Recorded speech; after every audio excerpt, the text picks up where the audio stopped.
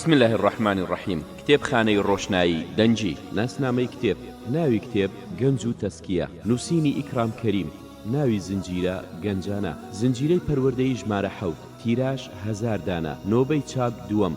ساڵی چاپ 2016. ژمارەی لاپەڕا 86 لاپەڕا. دیزاین گۆڤاری ڕێنوێن. سەرپەرشتیکار سەرکۆ کەریم ئەحمەد. لە بەڕێوەبەرایەتی گشتی کتێبخانە گشتیەکان ژمارەی 123 ساڵی 2016 پێدراوە. لە خوێندنەوەی ڕەسوول وەرتی. مونتاژ و کارە دەنجەکان شڤان هەولێری.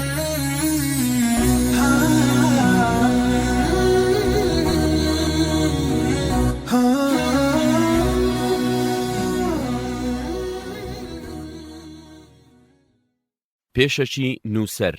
لاپەڕا 3. بەناوی خوای گەورە و میهرەبان. سەڵات و سەلامیش لەسەر پێغەمبەری خوا و یار و یاوەرانی بەگشتی. پاش ئەمە کۆمەڵێک گەنجی دڵپڕ لە ئومێد هاتنە لام و داوایان کرد بەشدار بم لە زنجیرە کتێبێکدا کە بەنیازن بڵاوی بکەنەوە. منیش پاش ئەوەی هەندێک پێشنیارم بۆ زنجیرە بابەتەکانی ئەوان کرد. نووسینی ئەم نامیلکەشیان خستە ئەستۆی خۆم. ئەو گەنجە بەڕێزانە ئەیانوت یەکێک لەو خەنجەرانەی کە ئەدات لە دڵی خەڵکی بەگشتی و تاک و کۆمەڵگەی مسلمان بە تایبەتی بریتیە لە ماددە پەرستی و باوەشکردن بە دنیادا. بۆیە بیر و ڕای ئەوان وابوو کە ئەبێ نووسینێک بنووسرێت و دنیا ناشیرن بکات لای مسلمان و ئەوەندە بە تەنگ دنیا و ماددە کۆکردنەوە نەبن. بەڵام من بیر و ڕام بەم شێوەی ئەوان نەبوو، چونکە حەزکردن لە پارە و سەروەت و سامان و دنیا لە ئیسلامدا حرام نییە، بەڵکو ئەوەی حرامە دنیا پەرستی و ماڵپەرستیە، یان پێکەوەنانی سەروەتە بەڕێگەی حرام و نامەشروع، یان خەرجکردنی ئەو ماڵەیە لە شتی بێهودەدا، یان خوانەخواستە خەرجکردنی ئەو ماڵەیە لە خراپە و خراپەکردنی ژیاندا. پێغەمبەر صلی الله علیه وسلم ئەفەرمێت بێفڕ عەبدی دنیا و بێفڕ عەبدی درهەم. بێفڕ و سەر و خوار بێ ئومێدەکەم ئەو ڕۆژەی درچێک ئەچێت بە پێیدا کەس نەبێ بە مەقاش بۆی دەربهێنێ. بۆیە نابێ بە ناشیرینکردنی دنیا و قێزەوەنکردنی لە بەرچاوی خەڵکی هەوڵی ئەوە بدەین کە خەڵکی لە دنیا پەرستی دوور بخەینەوە، بەڵکو ئەبێ وەک قورئان و فەرموودە بکەین کە دنیا ئەکاتە چێڵگەی ئاخیرەت و ماڵ و سەروەت و سامان ئەکەنە وەسیلەی خۆنزیکردنەوە لەخوا. هەروەها پارە و سەروەت و سامان لە ئیسلامدا نەگوڵە و نەقێزەوە نیشە، وەک هەندێک لە علمانیە بێویژدانەکانی ئەمڕۆی کورد ئەیدەنە پاڵ ئیسلام، بەڵکو خوا لە قورئاندا و پێغەمبەر صلی الله علیه وسلم لە فەرموودەدا بە چاچکی باسی سەروەت و سامان ئەکەن ئەگەر بە حەڵاڵ و داد پەیدا بکرێت.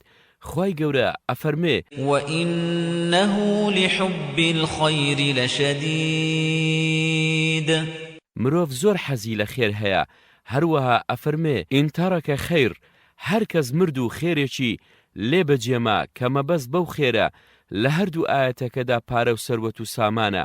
دیارە ئیسلام یاسا و ڕێنمایی بۆ ڕێخستنی ماڵیش پێیە، وەک چۆن یاسا و ڕێنمایی بۆ تەواوی مەیدانەکانی تری ژیان پێیە و بە پێی ڕەوی کردن لەو یاسایانە ماڵ هەر نابێت بەنیگبەتی و خەنجەری ژەهراوی، بەڵکو ئەبێتە نیعمەت و فڕ بۆ مرۆڤ و بەو سەروەت و سامانە ئەتوانێ مەردایەتی و موسڵمانیەتی و زەخیرەی گەورەش بۆ قیامەتی پێکەوە بنێ. بەڵام لەگەڵ ئەمەشدا مرۆڤی مسلمان ئاگای لە خۆی نەبێت و پەیوەندی خۆی لەگەڵ ماڵدا بە شەرع ڕێک نەخات، ئەوە ئەو دنیاویستیەی ئەبێتە دنیا پەرستی و ئەبێتە کۆیلەی پارە و سەروەت و سامان و ئەو ماڵەی ئەبێتە خەنجەرێکی ژەهراوی و لە پشتیەوە ئەچەقێتە گیانی و لە باری تەندروستەوە ئەیبات بۆ باری ناخۆشی و بێهۆشی. بە هەر حاڵ لە بەردڵی ئەو عەزیزانە منیش ناوی خوام لێهێنا و هاتم ئەم بابەتم کردە 5 بەشی سەرەکی. یەکەم تێڕوانینی ئیسلام و زانایانی ئیسلام بۆ سەروەت و سامان. دووەم نیشانەکانی دنیا پەرستی. سێم چۆنیەتی تەسکیەکردنی نەفس لە دنیا پەرستی. چوارم چیرۆکی هەندێ لەوانەی خوا سەروەتی پێداون و باش مامەڵەیان لەگەڵ کردووە. پێنجەم چیرۆکی هەندێ لەوانەی خوا سەروەتی پێداون و خراپە مامەڵەیان لەگەڵ کردووە. هیوادارم کارێکی دروست و باشم کردبێت و سوودێک بداتە خوێنەرانی بەڕێز و سەنگین.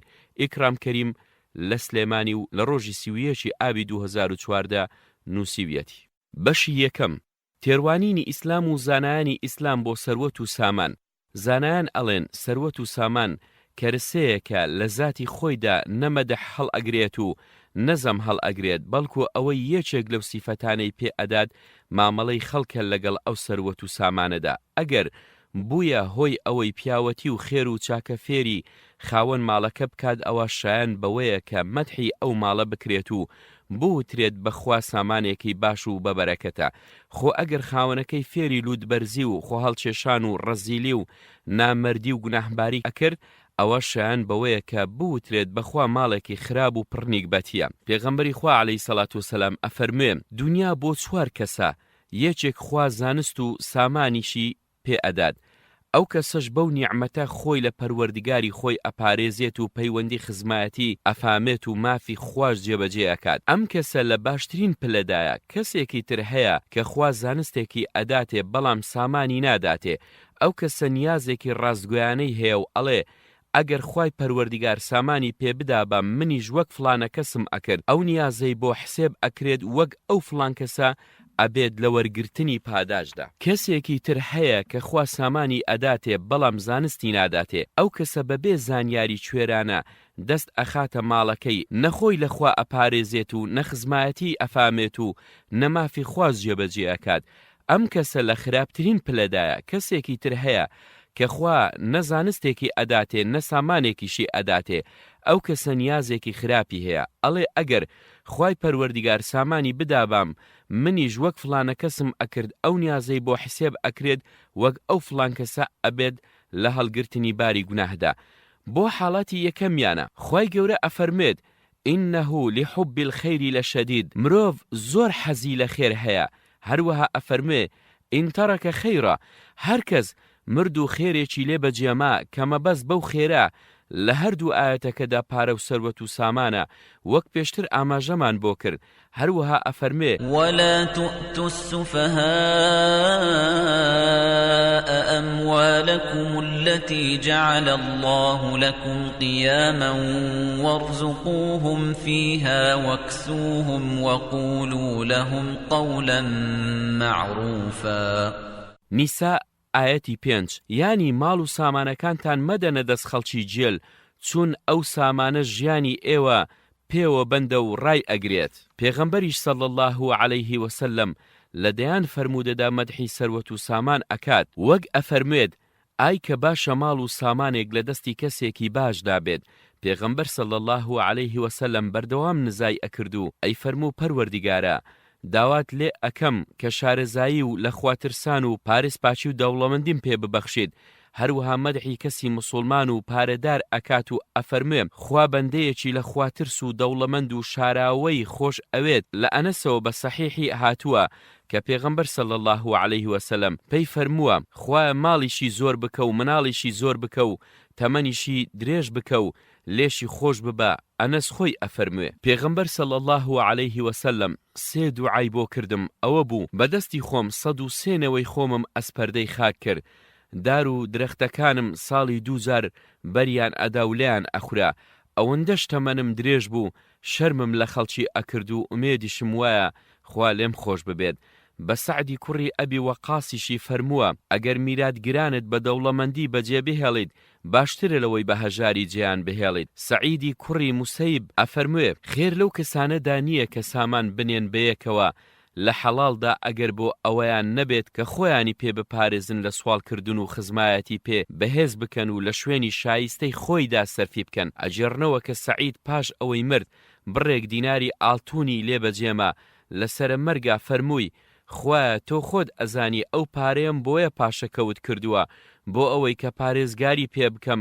لە دینەکەم و لە ڕێزی بنەماڵەکەم ئەبوو ئیسحاقی سەبعیش ئەفەرموێ زانایان وایان ئەبینی کە سامانی زۆر پشتیوانی مسلمان ئەکات بۆ دینداری زیاتر سوفیانی سەوریش ئەفەرموێت سامان لەم ڕۆژگارەی ئێمەدا چەکی دەستی باوەڕدارە لە جێگەیەکی تردا ئەفەرموێ ئەگەر ئەم پارە و سامانە نەبوایە ئەوە خەڵکی ئەیان کردینە دەستە سڕە و دەستیان پێ ئەسڕین ڕیوایەت کراوە کە پێغەمبەر صلی الله عەلەیه وسلم ئەفەرمێ ئەگەر خوا ویستی خێری بە عەبدێکی هەبوو ئەوە شیرینی ئەکات لای خەڵکی عوزەیفەش ئەفەرموێ کەسە چاکەکانتان ئەوانە نین کە واز لە دنیا دێنن بۆ ئاخیرەت ئەوانش نین کە واز لە ئاخیرەت دێنن بۆ دنیا بەڵکو باشترینی ناوتان ئەوانن کە دەست بە هەردووچیانەوە ئەگرن هەروەها سوفیانی سەوری ئەفەرموێت ڕۆژگاری پێش ئێمە سەروەت و سامان خراپ بوو بۆ خەڵکی بەڵام ئەمڕۆ قەڵغانە بۆ ئیماندار هەروەها ئەفەرموێت هەر کەس ئەگەر شتێک سامانی هەیە بانە و ژەنکاری تێدا بکات چونکە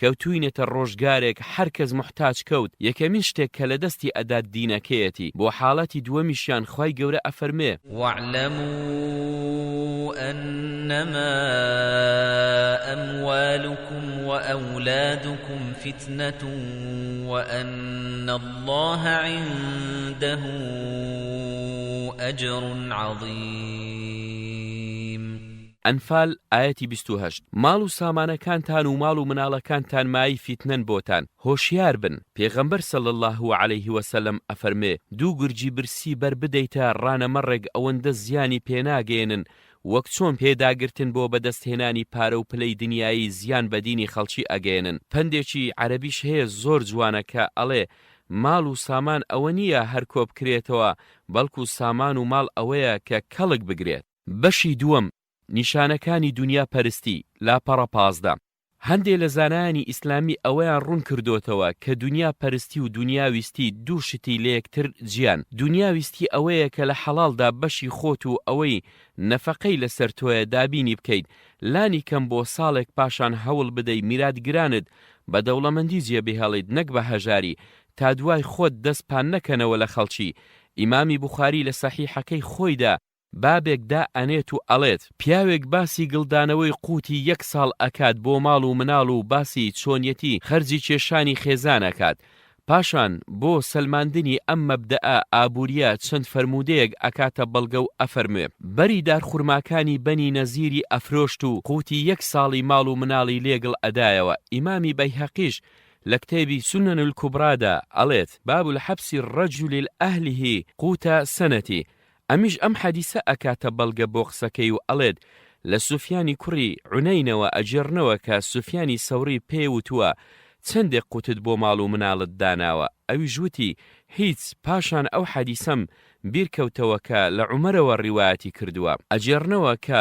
فەرموویەتی باشترین هاوکار بۆ پاراستنی دین ئەوەیە ڕزقی ساڵێک لە ماڵدا دابنیت لێرەدا تێبینیەکی ورد هەیە قورئان ئاماژەی پێ ئەکات و زۆر جێگەی خۆیەتی موسڵمان لەسەری ڕابوەستێت ئەویش ئەوەیە ئەگەر لە حەڵاڵدا و بەپێی ڕێنماییەکانی ئیسلام چێژ لە دنیا و شتە دنیاییەکان ببەی نەک دنیا پەرستی خراپ نییە بەڵکو هاوڕێ لەگەڵ نیەتی باشدا ئەبێتە عیبادەت و کاری باشیش وەک خوای گەورە ئەفەرمێ ومن أضل ممن اتبع هواه بغير هدى من الله إن الله لا يهدي القوم الظالمين قصص آياتي 50 چێ لەو کەسە وێڵترە کە دوای ئارەزووی خۆی بکەوێت بەبێ شارەزای و ڕێنوێنیەک لەلایەن خواوە بۆی هاتبێت دڵنیا بە کە خوا بەرچاوی ستەمکار ڕۆشن ناکاتەوە دەیکەواتە ئەگەر بەپێ ڕێڕوونیەکانی خوا ئارەزوەکانت ئیش پێ بکەی ئەوە وێڵبوون و سەرگەردانی نییە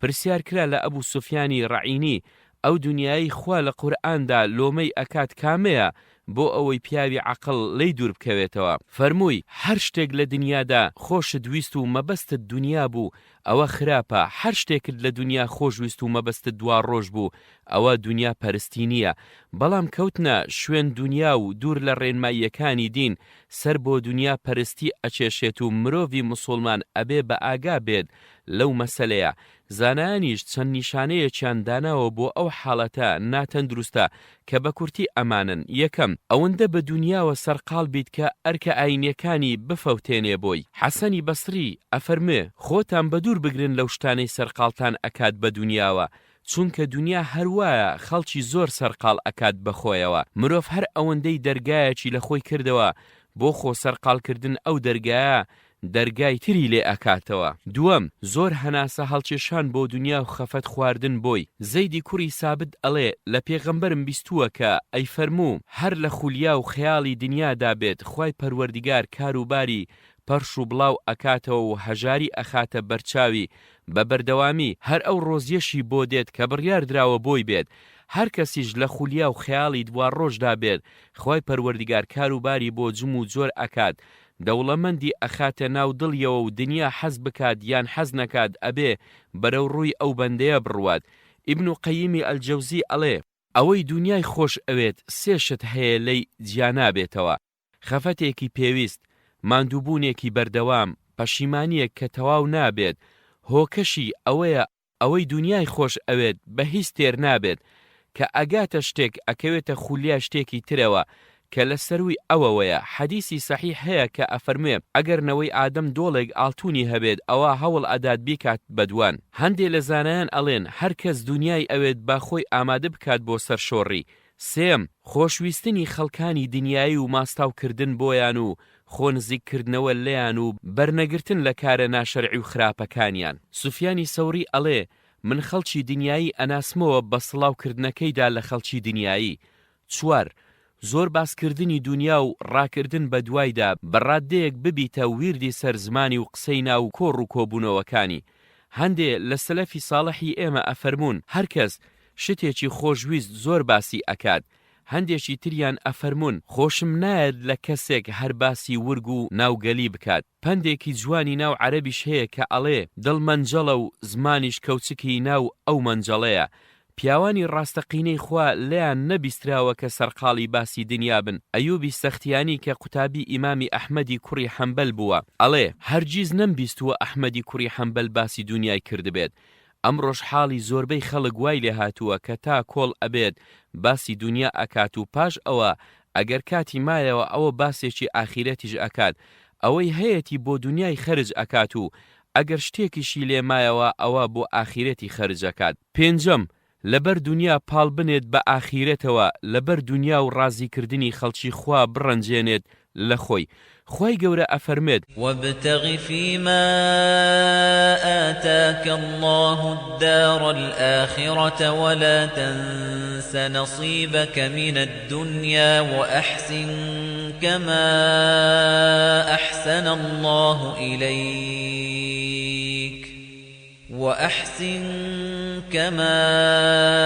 أحسن الله إليك ولا تبغ الفساد في الأرض إن الله لا يحب المفسدين.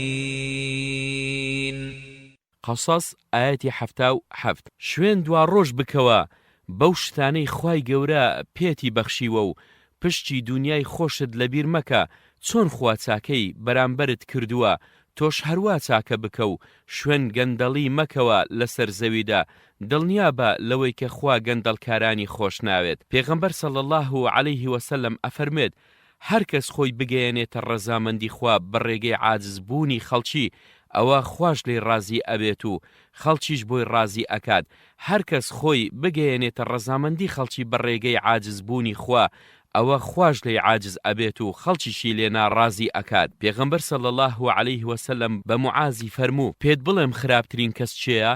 ئەوەی بەتەنیا نان ئەخوات و ڕێگە لە میێوان ئەگرێت و بەتەنیا سەفەر ئەکات و لە خزمەتکاری ئەدات. پێت بڵێم لەمەش خراپتر چێیە؟ ئەوەی ڕقی لە خەڵکیە و خەڵکیش ڕقیان لێیەتی. پێت بڵێم لەمەش خراپتر چێیە؟ ئەو کەسەی کە خەڵک لە خراپەی ئەترسن و چاوەڕوانی هیچ خێرێکی لێ ناکەن. پێت بڵێم لەمەش خراپتر چێیە؟ ئەو کەسەی ئاخیرەتی خۆی ئەفرۆشێت و دنیای بۆ ئاخیری خۆی پێ ئەکڕێت. پێت بڵێم لەمەش خراپتر چێیە؟ ئەو کەسەی دنیا بەدین پەیدا بکات و بیخوات. ئیبن وەهبیش ئەڵێ مالیک پێیوتم عەبدوڵای کوڕی وەهب تەنیا ئەوەی ئەیبیست بیگەیەنە باری کەس مەدە بە کۆڵی خۆتدا کاتی خۆی ئەیانوت خوێڕیترین کەس ئەوەیە کە دوا ڕۆژی خۆی بفرۆشێت بۆ دنیای خۆی. لەو کەسا خوێڕیتر ئەوەیە دوا ڕۆژی خۆی بفرۆشێت بۆ دنیای جگە لە خۆی. 6. ناسینی پەروەردیگار و شەیتان، ڕاستی و ناڕاستی، دنیا و ئاخیرەت وەک پێویست. عەلی کوڕی ئەبوو تاڵب ئەفەرموێ هەر کەس 6 سیفەت هەیە تێیدا کۆبوویەوە ئەوە ناچار ئەبێت کە بە شوێن بەهەشدا بگەڕێت و لە ئاگر ڕابکات. یەکەمیان ئەوەیە کە خوا بناسیت و گوێڕاڵی بکات، شەیتان بناسیت و سەرپێچی بکات، ڕاستی بناسێت و شوێنی بکەوێت، ناحەقی بناسێت و خۆی لێ بپارێزێت، دنیا بناسێت و بیداتە دواوە، ئاخیرەت بناسێت و بەدوایدا عەوداڵ بێت. پرسیاریان لە ئیبراهیمی کوڕی ئەدهەمی تابعی کرد حاڵت چۆنە؟ وتی دنیامان پینە ئەکەین بە دڕاندنی دینەکەمان، نەدینەکەمان بە ساغی بۆ ئەمێنێتەوە و نە ئەو دنیایەش کە پینەی ئەکەین خۆشبەختی بە حاڵی ئەو کەسەی پەروەردگاری لە پێش هەموو شتێکەوەدا ئەنێت و دنیاش خرج ئەکات لە پێناو بەدەستهێنانی ئەوەی پێشبینی ڕوودانی ئەکات. یەحیای کوڕی مەعاز ئەڵێ ئەم بنیادەمە چەند هەژارە، ئەوەندەی لە هەژاری ئەترسێت ئەوەندە لە خواب ترسایە ئەچوویە بەهەشت. خۆی گەورە بەراوردێ لە نێوان دنیا و دوڕۆژدا ئەکات و ئەفەرمێت زين للناس حب الشهوات من النساء والبنين والقناطير المقنطرة من الذهب والفضة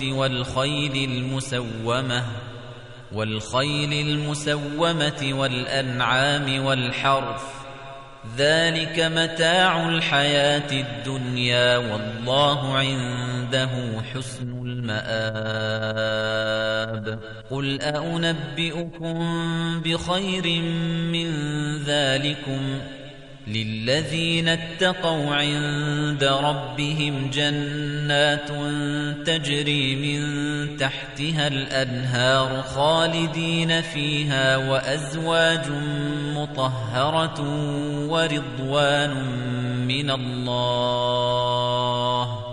والله بصير بالعباد. ئالی عیمران ئایەتی 14 بۆ 15. حوتەم هەندێ نیشانەی تر هەیە سەرەتان بۆ گەشە سەندنی هەستی دنیا پەرستی لە مرۆڤدا. بۆیە پێویستە هەر کەس لەی ڕوودا خێرا پێداچوونەوە بکات بۆ خۆی و چارەسەری بکات تاتە شەنەی نەکردووە. بۆ نمونە تۆڕات لە کتێب و خوێندنەوە و گوێنەدان بەوەی کە دەربارەی ئیسلام ئەنووسرێت بە چاک یان بە خراپ، هەوڵدان بۆ بڕوانامە و پلە بەرزەکانی خوێندن بە ئامانجی گەیشتن بە سەرچاوەی زیاتری پارە و پوڵ، نەگەیشتن بە سەرچاوەی زیاتری زانایی و دانایی.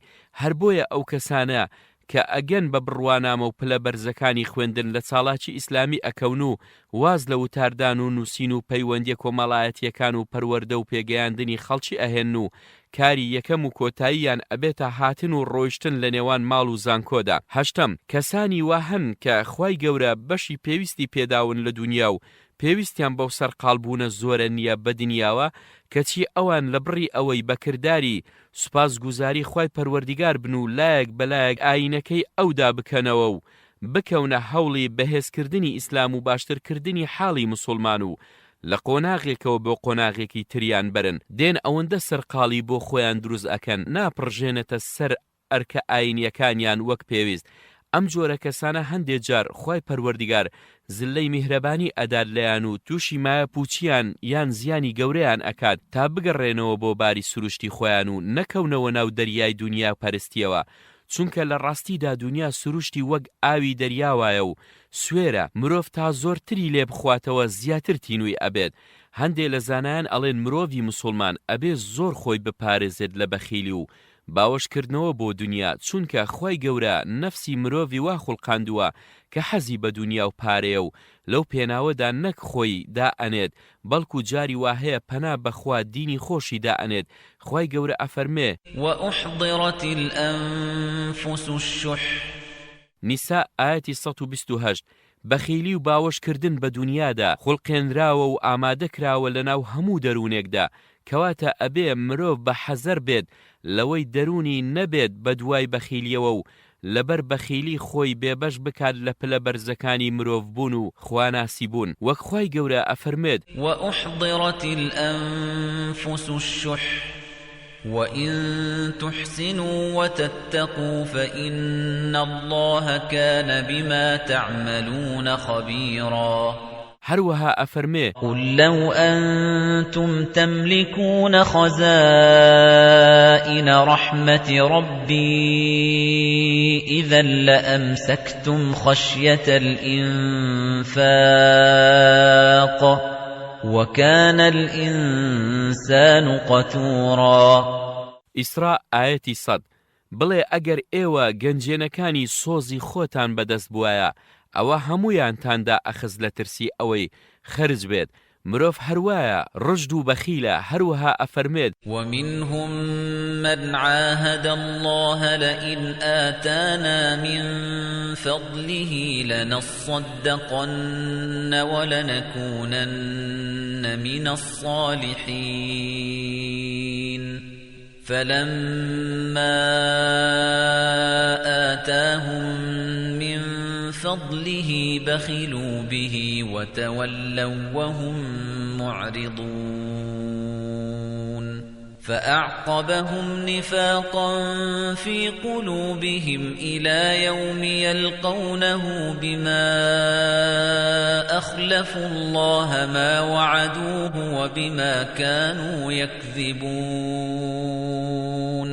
تەوبە ئاەتی 75 بۆ 77 هەیە لەناو دووڕوەکاندا پەیمانی بەخوا داوە کە ئەگەر خوای گەورە لە فەزلی خۆی بەشی بدات ئەوە بەدڵنیاییەوە چاکە ئەکات و ئەبێتە کەسێکی ساڵح و چاکەکار کەچی کاتێک خوای گەورە بەشیان ئەدات بەخیلی ئەکەن و ڕووبەولاوە ئەکەن و پشت ئەکەنە خوا و ئاینی خوا ئەو کارەیان ئەبێتە دووڕوویەک لەناو دڵیاندا تا ئەو ڕۆژەی ئەگەن بەخوا بەهۆی ئەو پێچەوانە جوڵانەوەیان و بەهۆی ئەوەی درۆیان کردووە لەگەڵ خوای خۆیاندا. بە کورتی دنیا کۆکردنەوەی دنیا بۆ 4 شتی سەرەکی و لەوە بەولاوە دنیا پەرستیە و بارە بۆ دوا ڕۆژ و لێپرسینەوەی زۆری لەسەر ئەکرێت. یەکەم سەربەرزانە نەفەقەی ماڵ و مناڵی پێ بچێشێ.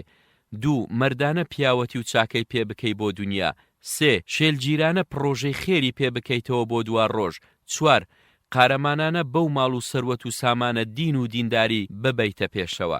پێغەمبەر صلی الله علیه وسلم ئەفەرموێت کاتێک ڕۆژی قیامەت دێت خوا عەبدێک بانگ ئەکات و لە بەردەستی پەروەردگاردا ڕائەوەسێت و لە پلە و پایەکەی دنیای ئەپرسێتەوە وەک چۆن لە ماڵ و سامانەکەی ئەپرسێتەوە. هەروەها ئەفەرموێت قاچی هیچ عەبدێک لە ڕۆژی قیامەتدا ناجوڵێتەوە تا لە 4 شت پرسیاری لێ نەکرێت. لە تەمەنی لە چیدا سەرف کردووە، لە گەنجەتی لە چیدا لە ناو بردووە، لە ماڵ و سامانەکەی لە کوێوە پەیدا کردووە و لە چیدا خەرجی کردووە، لە زانستەکەی لە چیدا کاری پێ کردووە. بەشی سێم لاپەڕەسی و سێ چۆنیەتی تەسکیەکردنی نەفس لە دنیا پەرستی. تەسکیەکردنی نەفس باسێکی زۆر گرنگە و پڕبایەخە و ئەبێ هەموو کەسێک خۆی شارەزا بکات لە ئەو ڕێگایانە کە بەهۆیانەوە نەفس پاک ئەبێتەوە و تەسکیە ئەبێت. خوای پەروەردیگار ئەفەرمێ قد أفلح من زكاها وقد خاب من دساها.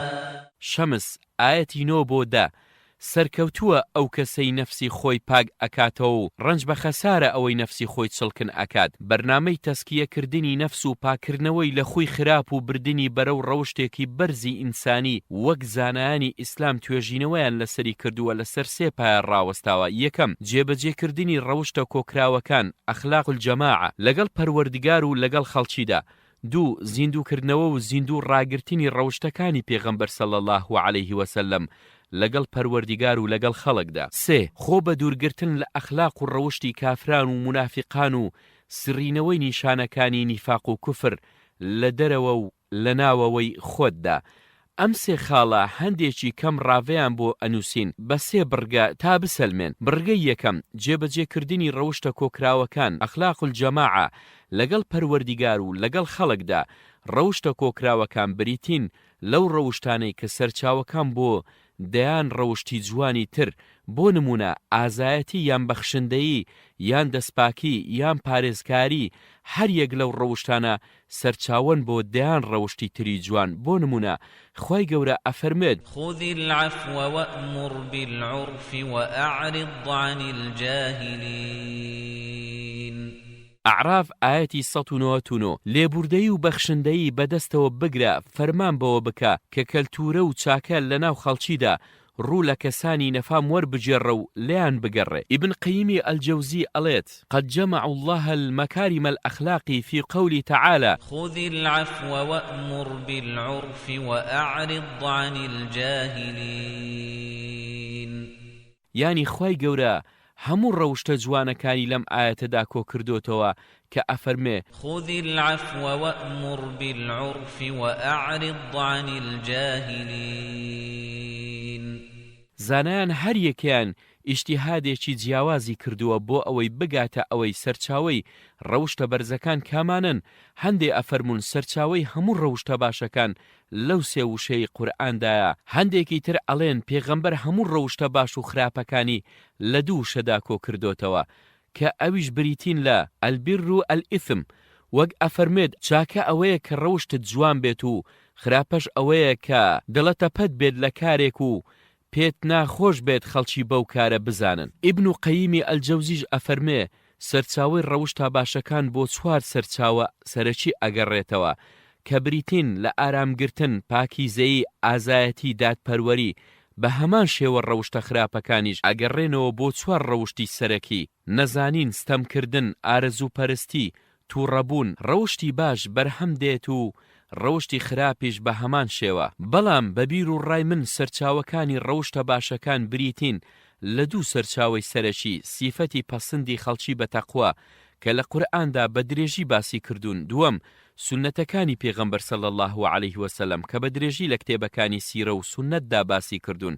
هەر چۆن بێت زانایانی دەروونناس و ئاکار شوناسی لەسەر ئەوە یەکڕان کە ڕەوشتەکان 2 بەشن: یەکەمیان ڕەوشتە خراپەکان، دووەمیان ڕەوشتە باشەکان. مرۆڤی موسڵمان داوا لێکراوە کە ڕەوشتە خراپەکان لە خۆی بکاتە دەرەوە و لەبەری خۆی دایان بکەنێت و لە بەرامبەریدا ڕەوشتە باشەکان بکاتە بەری و خۆی پێبڕازێنێتەوە. زانانی ئیسلامی 2 جۆرە بیردۆزە لەم پرۆسەی پتەوکردنی ڕەوشتەدا باز ئەکەن و ڕای جیاواز ئەخەنە ڕوو. هەیانە بڕوایان وایە کە پێویستە سەرەتا مرۆڤ خاڵی بکەیتەوە لە خۆ ڕەوشتە خراپەکان پاش ئەوە ڕەوشتە باشەکانی تێدا بچێنیت. زانای واش هەیە، ڕای پێچەوانەی هەیە و قەنەعەتی وایە تا خۆ ڕەوشتی باش لە مرۆڤدا نەچێنی ناتوانیت دڵنیابی لەوەی ڕەوشتە خراپەکانی تێدا کزوو لاواز ئەکەیت و پاشان لە ڕەگ و ڕیشەوە دەریان ئەهێنی. چونکە پەروەردە و فێرکردن یان بە زمانی قورئانی تەسکیە و تعلیم یان یەک پرۆسەی پەروەردەیە و پێکەوە گرێدراون و نابێ لە یەکتری بپچڕێنن. ڕێ ئەکەوێ فێرکردن پێش پەروەردە بکەوێت یان بە پێچەوانەوە، بەڵام پێویستە هەر شان بە شانی یەکتری بڕۆن. قورئانیش هەروای فەرمووە جارێ ئەمەیان پێش ئەخات و جارێک ئەویان، بەڵام لە هەردوو جارەکەدا هەر پێکەوەن، وەک لە ئاەتی 129 سوورەتی البقرة أفرمت ربنا وبعث فيهم رسولا منهم يتلو عليهم آياتك ويعلمهم الكتاب والحكمة ويزكيهم إنك أنت العزيز الحكيم. كتشي لآيات 164 سورة آل عمران دا أفرمت لقد من الله على المؤمنين إذ بعث فيهم رسولا من أنفسهم يتلو عليهم آياته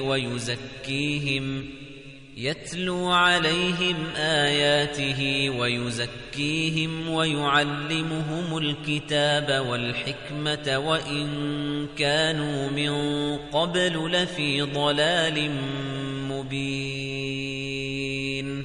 إمامي بناش بالرحمة بيد رايشي تايبتي هي لما سليداو لمذكراتكيدا باسي أكاتو لما نايدا أفرمي پڕکردن پێش بەتاڵکردنەوە دێت، چونکە ئەو نور و بەرەکەتەی کە پڕکردن و عیبادەت دروستی ئەکات ئەتوانێت مرۆڤ بەتاڵ بکاتەوە لە هەموو خویەکی پیس و ناڕەوە. کاگ ئەحمەدی موفتی زادە ئەفەرمێت ئەم پرۆسەی تەسکیەکردن ئەکرێ وەک چاڵێک بۆی بڕوانین کە ئاوێکی تێدایە و بۆنی کردووە، ئەکرێ بە دوو ڕێگا پاشی بکەینەوە. یەکێکیان ئەوەیە لە ئاوێکی پاکی بخەینە سەر و بەو ئاوە پاکە سات دوای سات هەموو گەنیوی بۆنێکی ناخۆشی بکەینە دەرەوە. ئەشکرێ لە هەموو ئاوە بۆگەن و پیسەکە بکەینە دەرەوە پاش ئەوە ئاوی پاچی تێ بکەین. بەڵام عملیتر ئەوەیە کە ڕێگەی یەکەم بگرینە بەر، چونکە مامەڵە لەگەڵ بەشەردا جیاوازە لە مامەڵە لەگەڵ چاڵ و خۆڵ و بەردا. مرۆڤ جاندارە و ئیرادە و جوڵە و دەخالەت و پەرچەکرداری هەیە، بەڵام شتە بێجیانەکان وانین. مرۆڤ خۆشی ئەتوانێ هاوکارت بێت بۆ ئەو پرۆسەی پەروەردەکردنە، بەڵام شتە بێجیانەکان وانین. خۆ ئەگەر سەیری مێژووی تەشریعی ئیسلامیش بکەی، هەروە کراوە ئاوی ئیسلام هەڵکراوە بۆ سەر دڵ و مێشکی خەڵکی و ئیتر ئەو ئاوە پاکە سات دوای سات هەموو ئەو گەنی و کەسافاتەی دەرکردۆتە دەرەوە کە لە ناخافلیدا چۆتە ناو دڵ و مێشتیان. خوای گەورە ئەفەرمێ أنزل من السماء ماء فسالت أودية بقدرها فاحتمل السيل زبدا رابيا ومما يوقدون عليه في النار النار ابتغاء حلية أو متاع زبد مثله كذلك يضرب الله الحق والباطل فأما الزبد فيذهب جفاء وأما ما ينفع الناس فيمكث في الأرض كذلك يضرب الله الأمثال. رعد آيەتی 17 واتە خوا لە ئاسمانەوە ئاو ئەبارێنێ و خێرا دۆڵەکان هەریەک بەپێی خۆیان ئاو ئەڕژێتە ناویان و لافاوەکە چی خاشاک و زبڵ هەیە ئەیگرێت بە کۆڵەوە هەروەها ئەو کاتەش کە ئاگر ئەکەنەوە و خشڵێک گەرم دەکەن بە هەمان شێوە خاشاک و شتی بێکەڵکی تری وەک زبڵی ناو دۆڵەکە سەر ئاگرەکە ئەکەوێت بەو شێوەیە خوا نمونە دەهێنێتەوە بۆ حەق و بۆ ناحەق جا ئەوەی زبڵ و بێسوودە فڕێ ئەدرێت و ئەوەشی بەسوودە لە زەویدا جێگیر ئەبێت و ئەمێنێتەوە ئابەم شێوەیە خوا نمونەی دەهێنێتەوە لە قورئاندا. سەیری ئەم نمونە بکەی دوو پەندی تێدا یەکەم پەندێکی ئاوی دووەم پەندێکی ئاگری. پەندە ئاویەکە قورئانی شوبهاندووە بە ئاو دۆڵەکانیش بە دڵەکان شوبهات و شەهواتی ناو دڵیش بە زبڵ و خاشاک کە قورئان چوویە ناو دڵ پڕی ئەکات لە حەق و نور و گومان و دوودڵی و ئارەزووبازی و نەفپەرستی سەر ئاو ئەکەوێ و دێتە دەرەوە. پەندە ئاگریەکەش قورئانی شوبهاندووە بە ئاگر و منجەڵەکانیش بە دڵەکان و شبهات و شەهواتی ناو دڵەکانیش بە چڵک و شتی بێکەڵک کە قورئانەکە چوویە ناو دڵەکە پڕی ئەکات لە ڕووناچی و گەرم و گوڕی ئەکاتەوە و گومان و ئارەزوو پەرستی دەر ئەکاتە دەرەوە. لەم دوو نمونەیەوە ئەتوانین لە هەموو ڕووەکانی ڕوانبێژی و دەرونی و پەروەردەیی و زانستیەوە پند و ئامۆژگاری لێوەربگرین. با بۆ نمونە چەند پندێک باز بکەین. قورئان وەک ئاو وایە ژیانی پێوەیە هەر کەس بەهرەمەند ببێ لێی و دەم بخاتە کانیاوی قورئانەوە زیندوو ئەبێتەوە پاراو ئەبێ و تێنویەتی ئەشکێ بە پێچەوانشەوە هەر کەس لە قورئان دوور بێ هەمیشە تێنووە بە هیچ شتێکی تر تێنویەتی ناشکێ و سوکنایەتی بۆ نایەت و بەردەوام دەمی وشکە. قورئان گرنگی ئەوە ئەدات بە مرۆڤ کە بچێتە هەر دڵێک زبڵ و خاشاکی گومان و ئارەزوو پەرستی ئەکاتە دەرەوە ئەگەر دەرگای دڵەکانی بۆ بکرێتەوە وەک پێویست ڕێگای بدرێ بۆ چوونە ژوورەوەی تا ئاوەکەی سەر ئەکات و ئەو شوبهە و شەهوەتە ئەگرێتە کۆڵ و فڕی ئەدات. دڵەکان وەک دۆڵەکان وان چەندان لۆچ و پێچیان تێدایە هەر لۆچەی خۆشەویستیەکی ناشەرعی ڕقێکی نادروست حەزێکی خراپ و زیان بەخش عشقێکی بێکەڵک خۆی تێدا حەشار داوە هەر وەک چۆن لە پێچە و کەناری دۆڵەکاندا زبڵ و خاشاک کۆبۆتەوە لافاوی دۆڵەکان ئەو زبڵانە ئەگرێت بە کۆڵەوە و لەو سەری دۆڵەکەوە دەریان ئەکاتە دەرەوە. قورئان و دڵیش هەروایە بە شێوەیەکی گشتی بە دوو شێوە ڕەوشت پۆڵێن ئەکرێت بە پێی خودی ڕەوشتەکان بە پێی مامەڵە لەگەڵ کراوەکەدا بە پێی خودی ڕەوشتەکان وەک ئاماژەمان پێدا ئەخلاق بۆ دوو بەش پۆڵێن ئەکرێت ڕەوشتە نزمەکان ڕەوشتە بەرزەکان بە پێی مامەڵە لەگەڵ کراوەکاندا ئەخلاق بۆ دوو بەشی تر پۆڵێن ئەکرێت مامەڵە لەگەڵ خوادا مامەڵە لەگەڵ خەڵکی خوادا چونکە لە ڕاستیدا سنووردارکردنی ڕەوشت لە بازنەی مامەڵە لەگەڵ خەڵکیدا هەڵەیە ئەی مامەڵە لەگەڵ خوادا ئەخەیتە کۆی ڕەوشتەوە چۆن ئەبێت باز لە ڕەوشت بەرزی بکرێت لەگەڵ خەڵکیدا و لە هەمان کاتدا باسی ئەتەکێت و چۆنیەتی هەڵسوکەوت لەگەڵ خوای پەروەردیگاردا نەکرێت. مرۆڤی موسڵمان داوا لێکراوە کە ڕەوشتە نزم و خراپەکان لە خۆی بکاتە دەرەوە و لەبەری خۆی دایان بکەنێت و لە بەرامبەریدا ڕەوشتە بەرز و باشەکان بکاتە کاڵای بەری. لە قورئاندا و لە چەندین ئاەتدا ڕەوشتە باشەکان کۆکراونەتەوە و بە هەمان شێوە لە حەدیثدا و لە چەندین فەرموودەی شیرینی پێغەمبەردا ئەم ڕەوشتانە کۆکراونەتەوە. ئەم ڕەوشتە کۆکراوانە لە ناو ئاەتەکانی قورئاندا و فەرموودەکانی پێغەمبەر و نووسین و قسەی زانایاندا باس کراون هەندێک لە زانایان هەوڵی ئەوەیان داوە کە کتێبی نایەبت بنووسن لەسەر ئەم ڕەوشتانە و باسی چۆنیەتی بەدەستهێنانیان بکەن، وەک لە کتێبی مەکاریم الأخلاقی شێخ ئیبن عوثەیمین یان لە کتێبی ئەسباب المفیدە فی اکتساب الأخلاق السعیدە لە نووسینی محەممەد بن ئیبراهیم حەمد کە ڕەوشتی کۆکراوەی لەوێدا باس کردووە. لە قورئاندا دەیان ئاەت باسی ئەم ڕەوشتە کۆکراوانە ئەکەن، زیاتر لە میانەی ئەو ئاەتانەوە کە پێناسەی ئیمانداری ڕاستەقینە یان کەسانی خواناز متەقین ئەکەن، وەک ئەفەرموێت يا أيها الذين آمنوا من يرتد منكم عن دينه فسوف يأتي الله بقوم يحبهم ويحبونه أذلة على المؤمنين أعزة على الكافرين يجاهدون في سبيل الله ولا يخافون لومة لائم ذلك فضل الله يؤتيه من يشاء والله واسع عليم إنما وليكم الله ورسوله والذين آمنوا الذين يقيمون الصلاة ويؤتون الزكاة وهم راكعون ومن يتول الله ورسوله والذين آمنوا فإن حزب الله هم الغالبون. مائدة ئاەتی 54 بۆ 56. ئەم ئاەتانە 5 سیفاتی پیاوانی سەرڕاست و ڕێبوارانی ڕێگای خوای تێدایە. یەکەم یحبهم و یحبونە، خوا ئەوانەی خۆش ئەوێت و ئەوانیش خۆیان خۆش ئەوێت. 2 ئەذلة على المؤمنین، لاواز و بێخودن بەرامبەر بە ئیمانداران. 3 ئەعزة على الكافرین، بەهێز و بەسامن بەرامبەر کافران. 4 یجاهدون في سبيل الله ولا يخافون لومة لائم، تێدەکۆشن لە پێناو خوادا و لە لۆمەی لۆمەکار ناترسن. 5 پشتیوانی خوا و پێغەمبەر و ئیماندارانن بەدڵ و بەکردار.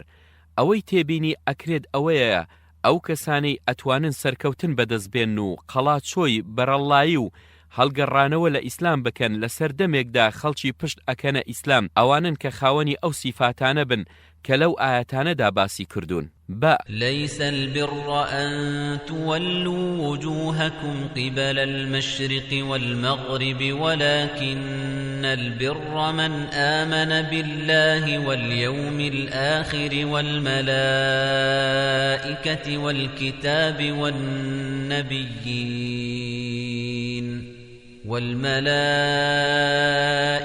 والكتاب والنبيين وآتى المال على حبه ذوي القربى واليتامى والمساكين وابن السبيل والسائلين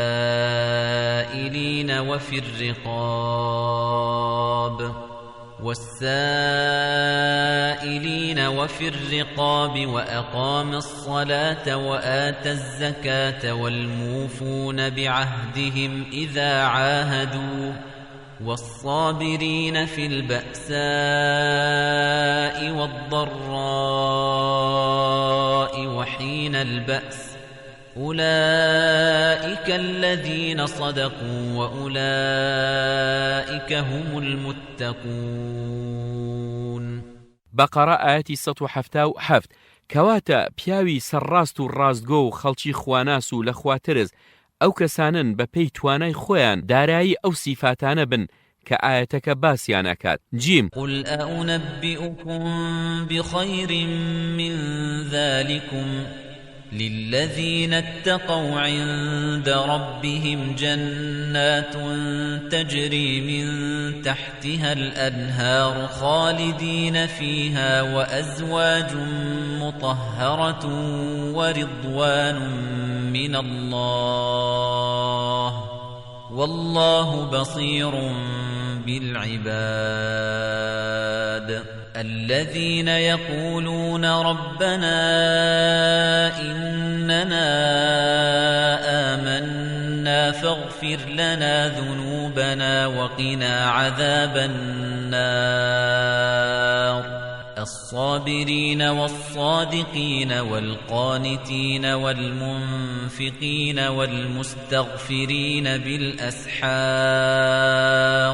آلی عمران ئاەتی 15 بۆ 17 واتە ئیماندار دەبێت یەکەم دەم بە دوعا بێت، 2 ئارامگر و خۆگر بێت، 3 ڕاستگۆ بێت، 4 بەدڵ گوێڕایاڵ بێت، 5 بەخشندە بێت، 6 لەبەرە بەیان و سەبای ساڵحاندا دەم بە ئەستەغفیرولڵا بێت. دال پێغەمبەر صلی الله علیه وسلم ئەفەرمێ بە دڵنیاییەوە خۆشەویستترینتان لای من و نزیکترینتان لێم لە ڕۆژی قیامەتدا ئەوانن کە ڕەوش جوانن، خاچی و بێنەفسن، ئەوانەی کە ئولفەت ئەگرن بە خەڵکەوە و خەڵکیش ئولفەتیان پێوە ئەگرێت. بێزارترینتان لام و دوورترینتان لێم لە قیامەتدا ئەوانن زۆر بڵێن کەش و فش ئەکەن، خۆیان هەڵ ئەچێشن بەسەر خەڵکیدا. ئەبوو هورەیرە ئەڵێ وتم ئەی پێغەمبەری خوا کە بە خزمەتت ئەگەم دەروونم ئارام ئەبێت و چاوم گەش ئەبێتەوە، حەز ئەکەم هەرچی شت هەیە بۆم باز بکەی. ئەنجا پێغەمبەر صلی الله علیه وسلم فەرمووی هەموو شتێک لە ئاوەوە خوڵقاوە. وتم شتێکم پێ بفەرموو ئەگەر کردم پێی بچمە بەهەشتەوە. فەرمووی نان بدە، سەلام پەخش بکە لە ناو خەڵکیدا، خزماتی بفامە و بەجێ بێنە، شەو هەستە شەو نوێژ بکە کاتێک خەڵکی لە خەودان، بە سەلامەتی ئەچیتە بەهەشتەوە. لە ڕاستیدا ڕەوشتی موسڵمان پێویستە قورئانی بێت، واتە هەموو ئەو سیفاتە باش و چاکانەی خۆی گەورە داویەتیە پاڵ ئیمانداران و مەدحیان ئەکاد، ئەبێت ئیمانداران و موسڵمانان هەوڵی جێبەجێکردن و تەرجمەی عەمەلی بدەن و هەر ئەوەش لە هەموو میتۆدێکی تر زیاتر جێگای پەسەندەی خی گەورە ئەبێت. ئەمە وای کردووە لە پیاوانی ئیسلام کە کاتێک باسی لایەنی ڕەوشتی ئیسلامی ئەکەن لە ژێر تیشتی قورئان و سونەت و وتەی زانایانی ئەو سەحابە و تابعینەدا باسی بکەن، دوور لە هەموو زیادە ڕۆیەک لە هەر کەس و گروپێکەوە بێت.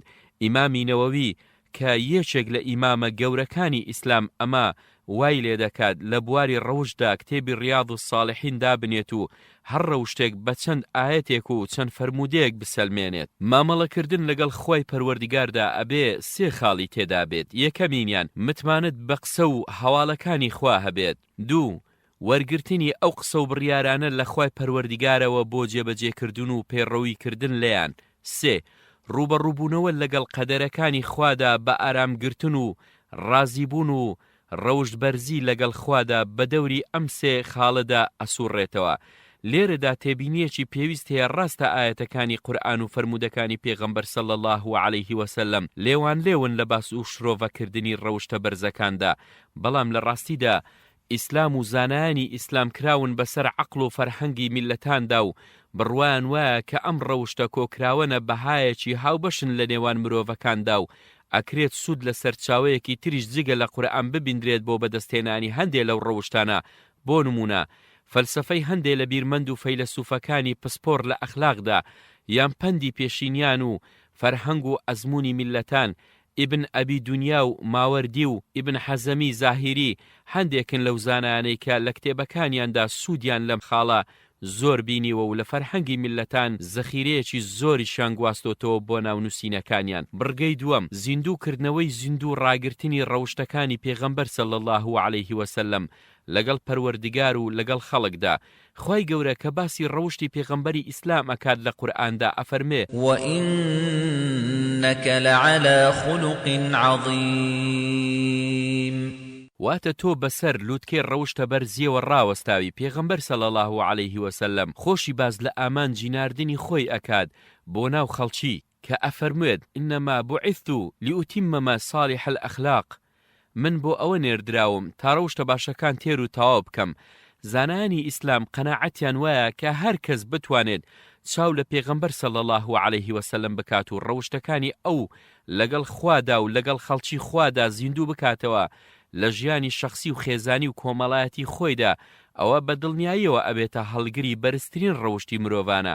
بۆیە جگە لە نووسینی کتێبی تایبەت بە ڕەوشتە بەرزەکانی پێغەمبەر صلی الله علیه وسلم زانایان لە هەموو کتێبەکانی سیرە و کتێبەکانی فەرمودەدا باسێکی تایبەت ئەکەن بە ناونیشانی ئەخلاق ڕەسوول صلى الله عليه وسلم مەبەست پێی ئەوەیە کە لەو سیفاتانەدا چاو بکرێت لە پێغەمبەر و ئەو ڕەوشتانە زیندوو بکرێن لە نمونەی ئەو کتێبانە ئەنوار فی الشەمائل النەبی المختار. هەندێک لە زانایان هەموو ئەو حەدیسانەی کۆ کردوتەوە کە بەوشەی کان ڕیواەتی کردووە بۆ ئەوەی هەموو ئەو سیفاتانە بناسێنن کە پێغەمبەر صلی الله عليه وسلم پەیڕەوی لێ کردوون. وەکانە ئەحسن الناس خلقا مسلم پێغەمبەر صلی الله عليه وسلم باشترین ڕەوشتی هەبووە. پێغەمبەر صلی الله عليه وسلم کە بیویستە بخەوێت دەستنوێژێکی تەواوی ئەگرد وەک چۆن بۆ نوێژکردن دەستنوێژی ئەگرد. هەروەها کە لە سەحیحی مسلمدا هاتووە پێغەمبەری خوا عەلەیهی سەڵات وسەلام ئەگەر کەسێک لە ناوماندا ئازارێکی لێ بهاتە بەدەستی ڕاستی مەسحی ئەو کەسەی ئەکرد و ئەیفەرموو پەروەردگاری خەڵکی ئازارەکان لابەرە و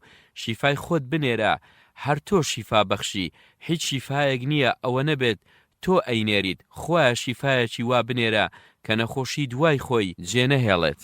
کاتێک کە کەسێکی لە هاوڵانی خۆی ئەنارد بۆ کاروبارێک پێی ئەفەرمونون مژدە بەخش بن و خەڵکی تار مەکەن، کارەکان ئاسان بکەن نەگرانیان مەکەن لەسەر خەڵکی. هەروەها پێغەمبەر صلی الله عليه وسلم کە شوێن جەنازەیەک ئەکەوت دانە ئەنیش تا ئەسپەردەی خاچیان ئەکرد. هەروەها پێغەمبەری خوا عەلەیهی سەڵات وسەلام کاتێک کە ئیشێکی کامەرانی بەخش یان مژدەیەکیان پێدایە کڕنۆشێکی ئەبرد وەک سوپاسگوزاریەک بۆ خوای پەروەردگار. هەروەها پێغەمبەر صلی الله عليه وسلم کە پیرۆزبایی لە کەسێک بکردایە کە ژینی ئەهێنا ئەیفەرموو خوا بەرەکەتت بداتێ و بەرەکەت بڕێژێت بەسەر تاو لەناو خێردا هەردووکتان کۆ بکاتەوە. و پێغەمبەری خوا عەلەیهی سەڵام کە لە سەفەرێک ئەهاتەوە و دیوار و شوورەکانی مەدینەی لێوە دەرئەکەون وڵاخەکەی ژێری یەخ ئەدا و ئەگەر بەسەر وڵاخەکە شێوە بوایە ئەوە ورزەنگی لێ ئەدا لە خۆشەویستی مەدینەدا. هەروەها پێغەمبەری خوا صلی الله عليه وسلم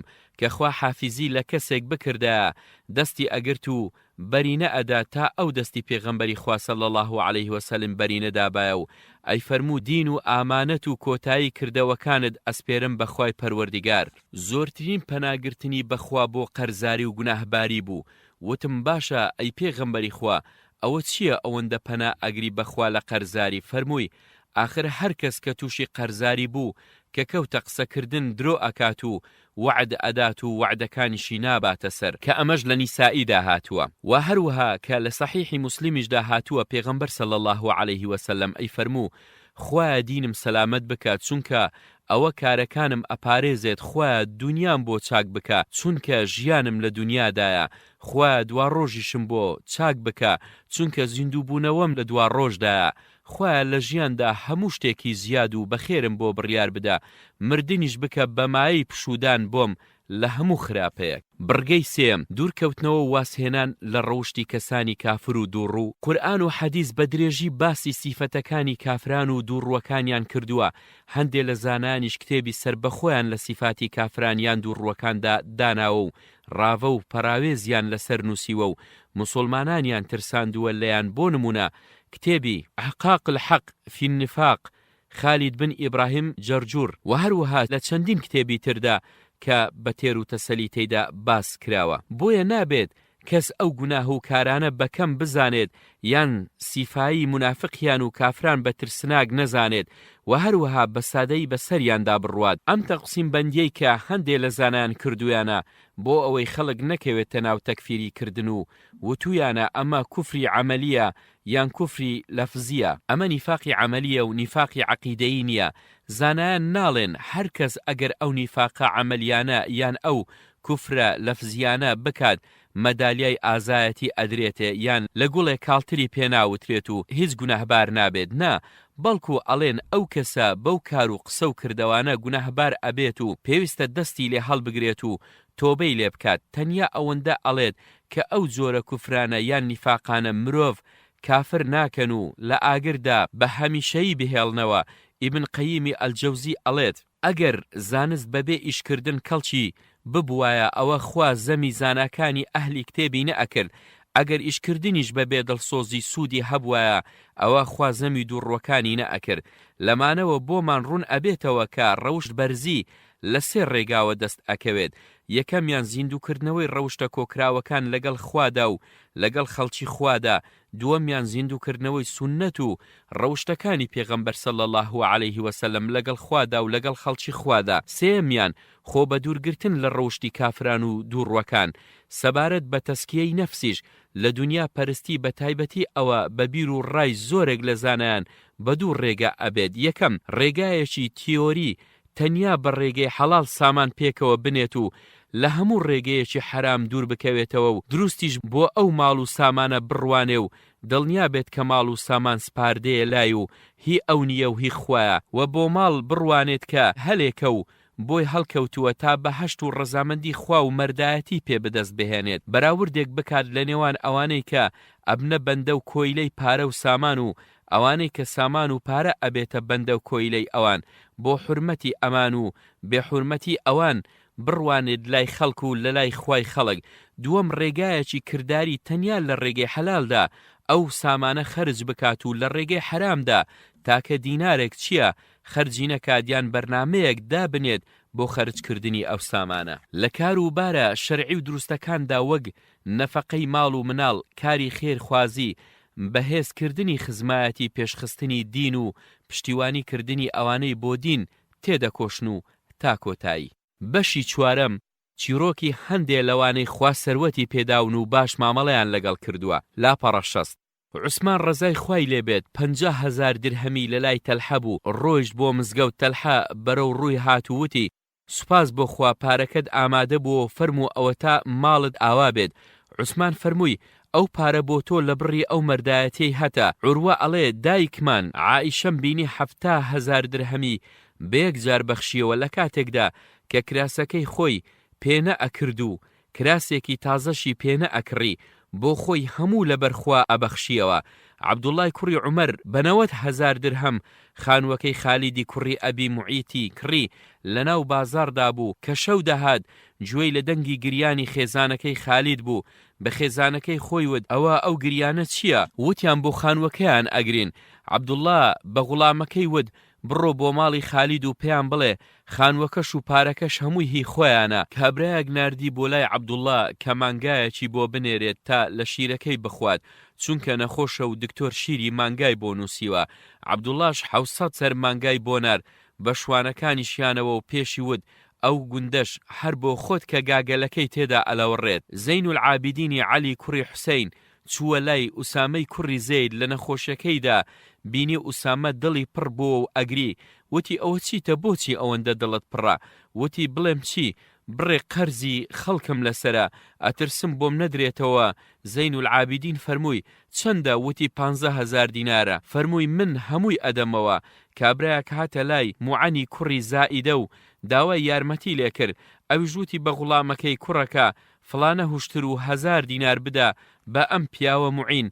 ئەو کابراشی نەئەناسی. قەیسی کوڕی سعدی کوڕی عوبادە کە کەسێکی دەوڵەمەند و پارەدەر بوو نەخۆش کەوت، سەیری کرد، کەس سەردانی ناکات. پرسی ئەوە مەسەلە چییە؟ کەس سەردانیم ناکات. وتیان لەبەر ئەوەی قەرزاری جەنابتن و ڕوویان نایەت بێنە سەردانیت. قەیس فەرمووی ڕیسوا بێت ماڵ و سامانێک کە ڕێ لە براو خۆشەویستانت بگرێت لە سەردانی کردنت. پاشان فەرمانی کرد کە هاوارێک جار بدات لە ناو دێدا هەر کەس قەرزاری قەیسی کوڕی سەعدا ئەوە گردنی ئازابێت لە قەرزەکە. زۆری پێنەچوو ئەوەندە سەردانی کەڕ و ڕوویان لە ماڵەکەی کرد، دەرگای ماڵەکەی لە جێژنە دەچوو.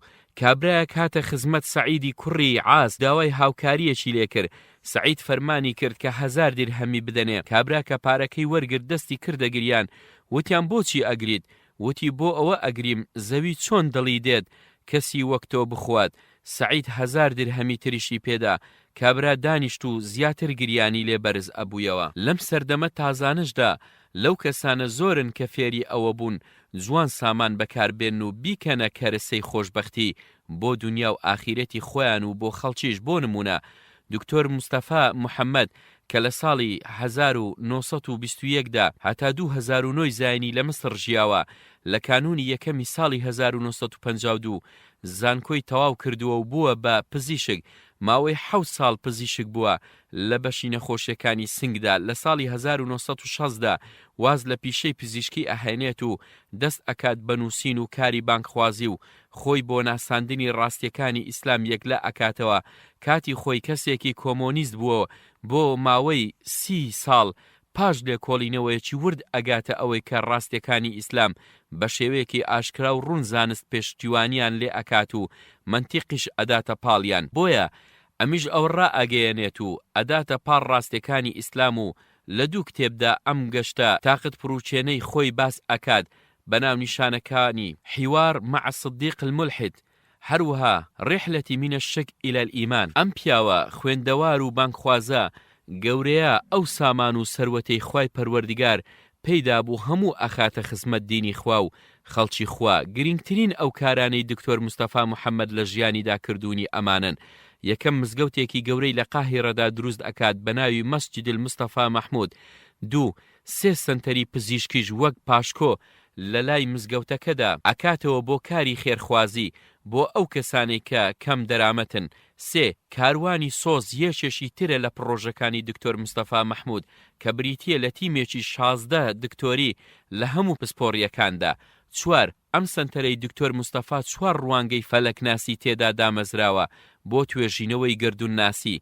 5 مۆزەخانەیەکی جیۆلۆجی تێدا داناوە کە چەندین مامۆستای پسپۆڕی کاری تێدا دەکەن. 6 لە تەلەڤیزیۆندا 400 ئەڵقەی لەژێر ناونیشانی علم والئیماندا بڵاو کردوتەوە کە بەراوردکاریە لە نێوان دەقە ئیسلامیەکان و ڕاستی زانستیەکاندا. 7 زیاتر لە 50 کتێبی نووسیوە. یەکێکی تر لەوانەی زانیویانە سەروەت و سامان لە جێگەی خۆیدا بەکاربهێنن بەڕێز دکتۆر عەبدوڕەحمان سمیتە کە بە خزمەتکاری هەژارانی ئەفریقیا ناوبانجی دەرکردووە. دکتۆر عەبدوڕەحمان سمیت خەڵکی کوێتە بەڵام لە ناو ناز و نیعمەتێکی کوێتەوە ئەو بنەوبارگەی ئەپێچێتەوە ئەچێتە ئەفریقیا بۆ خزمەتکردنی هەژارانی ئەو کیشوەرە. لە ساڵی 1970 تا 2009 زیاتر لە 11 ملیۆن کەس لە سەردەستی ئەم پیاوە گەورەیەدا مسلمان دەبن و شوێن ئەو ئاینە ئەکەون کە پیاوی ئەوەندە بە سۆز و بە خزمەت پێ ئەگەیەنێت. ئەم دکتۆرە بەڕێزە هەرچی سەروەت و سامانی هەبوو خستبوویە خزمەتی کەسانی هەژار بە مسلمان و نامسلمانەوە، هەر بۆیەش بە خزمەتکاری هەژارانی ئەفریقیان ئاسرا بوو. گرنگترین ساڵاتچیەکانی دکتۆر عەبدوڕەحمان لە ماوەی ساڵی 1970 تا 2009 یەکەم لە ماوەی 29 ساڵی مانەوەی لەو کشوەرەدا لە سەردەستیدا زیاتر لە 11 ملیۆن کەس مسلمان بوون و هاتوونەتە ناو ئاینی ئیسلامەوە. 2 دامەزراندنی پرۆسەی یارمەتیدانی ڕاستەوخۆ کە کۆمەڵەیەکی خێرخوازی گەورەیە. 3 دروستکردنی نزیکەی 5500 مزگەوت. 4 دروستکردنی 204 بنکە و سنتەری ئیسلامی. 5 لە چاپدانی 7 ملیۆن نوسخە لە قورئانی پیرۆز بە زمانەکانی عەرەبی و ئەفریقی و لەسەر ئەرکی خۆی و دابەشکردنیان بەسەر تازە مسلمان بووەکاندا. 6 بەگەرخستنی 10 ئێستگە و پەخشی ڕادیۆی ئەفریقیا لە ئەفریقیا. 7 کەفالەتی زیاتر لە 50,000 هەتی و کە بەشێکی زۆر لەو بێ باوکانە بوون بە پزیشک و ئەندازیار و مافناس و سەفیر و لە پلەی بەرزدان لە وڵاتەکانی خۆیاندا کە پێشتر لە بنکە ڕۆشنبیری و کۆمەڵاتیەکانی کۆمەلگە یارمەتی ڕاستەوخۆدا پێگەیشتون. 8 دروستکردنی 840 ناوەند و سنتەری فێرخوازی هەر لە باخچەی ساوایانەوە تا زانکۆ کە زیاتر لە 9 ملیۆن قوتابی کوڕ و کچی تێدایە. 9 بە ئەنجام گەیاندنی پرۆژەی ڕۆژوشکاندن کە زیاتر لە 2 ملیۆن ڕۆژوەوان لە خۆ دەگرێت لە 40 وڵاتدا. 10 بەخشینی ڕسوماتی خوێندن بە نزیکەی 150,000 قوتابی نەدار. 11 کەفالەتی 3000 قوتابی زانکۆ. 12 پێشکەشکردنی 700 مینحەی خوێندنی باڵا. 13 وەرگێڕان و لە چاپدانی 9 ملیۆن پەرتوگ بە 22 زمان. 14 هەڵکەندنی زیاتر لە 12,000 بیری ئاسایی و بیری ئیرتیوازی بۆ ناوچە هەژارەکان. 15 ئەنجامدانی 150 خێوەتگەی پزیشکی تایبەت بۆ چارەسەرکردنی نەخۆشیەکانی چاو. 16 دروستکردنی 900 نەخۆشخانە و بنکەی تەندروستی. 17 کەفالەتی 2000 مامۆستا. 18 کردنەوەی 750 خول بۆ مامۆستایان و ئیمامی مزگەوتەکان و سەرۆشی لادێکان. 19 بە ئەنجام گەیاندنی 3 بربەستی ئاو لە ناوچە وشکەکاندا، 20 ناردنی 500,000 تەن خواردەمەنی دا و دەرمان و جلوبەرگ. ئەوەی شایانی باس و تێڕمانە ئەوەیە باری تەندروستی ئەم بانکخوازە نازێگیرە و نەخۆشیێکی زۆر ڕووی تێکردووە. 2000 جەڵتەی دڵ لەیداوە و جارێکیش جەڵتەی مێشک و ماوەیەکی زۆریش نەخۆشی شەکرە ناڕەحەتی کردووە. ڕۆژانە 5 دەرزی ئەنسۆلین لە خۆی دەدات. 2000 تووشی نەخۆشی مەلاریا بووە. ڕان و چەند پراسوویەکی شکاوە لە کاتی گەیاندنی یارمەتی بە هەژارانی عێراق. ئازاری بەردەوام لە پشتی و پێیەکانیدا هەیە. ڕۆژانە 10 جۆرە دەرمانی بەکاردەهێنا. ئەوە جگە لە نەزیفی چاو بەرزی کۆلسترۆل لە خوێندا. لەگەڵ ئەوەشدا هەر بەردەوام بوو لەسەر بانکردنی خەڵک بۆ لای ئیسلام و کارە خێرخوازیەکانی بۆ ئەو خەڵکانەی کە پشتگوێ خراون لە جیهاندا. تەنانەت چەندجار ڕێکەوتووە کە دەرمانەکانی خۆیشی دەدا بە هەژار و نەخۆشەکان. بەشی پێنجەم، چیرۆکی هەندێ لەوانەی خوا سەروەتی پێداون و خراپ مامەڵەیان لەگەڵ کردووە.